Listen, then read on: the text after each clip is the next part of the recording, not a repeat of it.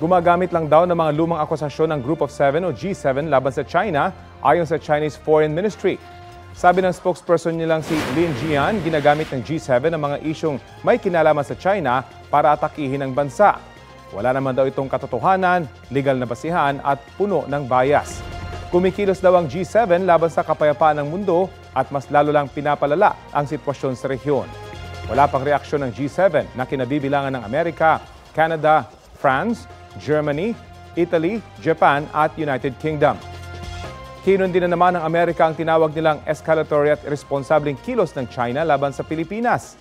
Kasunod yan ang bangga ng resupply vessel ng Pilipinas at barko ng China Coast Guard malapit sa Ayungin Shoal kahapon.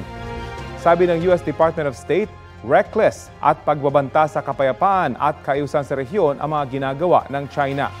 Binabaliwala raw ng China ang kaligtasan ng mga Pilipino at ang international law. Wala pang sagot dito ang China. Nauna na nilang sinabi na Pilipinas ang sadyang lumapit sa kanilang barko. Kapuso, alamin ang maiinit na balita. Bisitahin at mag-subscribe sa GMA Integrated News sa YouTube. Sa mga kapuso abroad, samahan niyo kami sa GMA Pinoy TV at sa www.gmanews.tv.